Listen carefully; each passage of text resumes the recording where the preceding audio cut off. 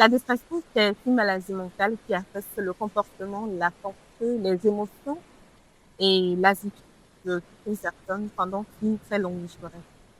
La dépression, c'est cet état d'esprit-là qui se fait perdre goût à la vie, qui se fait perdre cet intérêt à tes activités quotidiennes, c'est ce que tu faisais avant, tu vas te faire tu n'utilises pas de motivation et tu perds espoir, surtout pour l'avenir.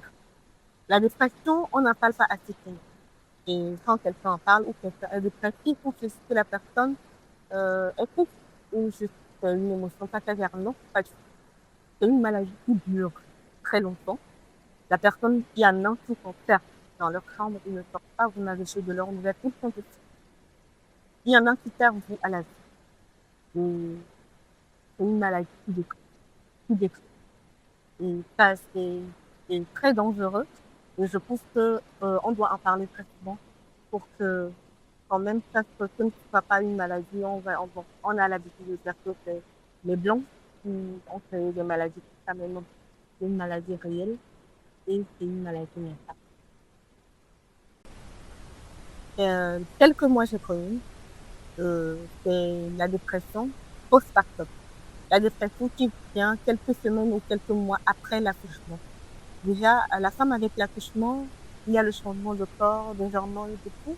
On se demande, on se pose des questions. On se demande si on va y arriver en tant que mère.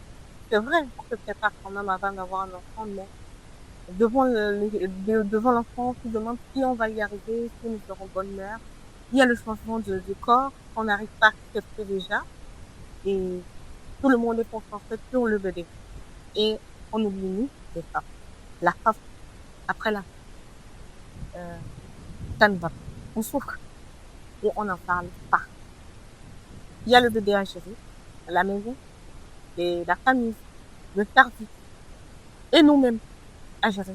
On devient dépressif, on arrête, on change de comportement, d'humeur, le changement d'humeur, les faux d'humeur et tout. On est jugé plutôt par rapport à notre comportement et on ne nous demande pas si ça va ou pas. Ça ne va pas. Ça ne va pas. La femme, après accouchement, a besoin d'accompagnement. On a besoin, quand même, on a besoin de quelqu'un qui nous écoute, pas quelqu'un qui nous suit, pas quelqu'un qui nous dit on a de trop, si on demande de trop, si on fait de trop. Que l'accouchement, c'est quelque chose de normal, oui, mais après l'accouchement, euh, on souffre, ça ne va pas. Et cette dépression, la plupart, on veut cette difficulté nous-mêmes à nous accepter. Et on a quand même la responsabilité là-dedans. Donc, la dépression, faut pas faire mourir. Quand on est en dépression, cherchez quelqu'un qui vous écoute, pas quelqu'un qui vous juge. Cherchez quelqu'un qui va vous permettre de vous exprimer, de parler, surtout quand vous intervenez. Quelqu'un qui sera là à vous dire, ça va aller, c'est pas un moment, tu peux y arriver. Quelqu'un qui va vous aider à affronter votre peur, surtout les doutes. Parce que déjà, quand on est en dépression, on doute de nous-mêmes, nos capacités. Quelque chose qu'on arrivait à faire quotidiennement ou facilement, on n'arrive plus à le faire. On se pose des questions, on ne sait pas si on va y arriver. Cherchez quand même cette personne-là, l'oreille là que vous écoute et qui vous encourage.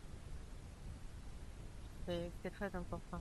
Moi, je dirais que c'est ce qui peut aider, hein, c'est ce qui peut aider à surmonter la dépression. Surtout une personne qui est là à vous dire, tu peux y arriver, une personne qui vous motive, qui vous encourage.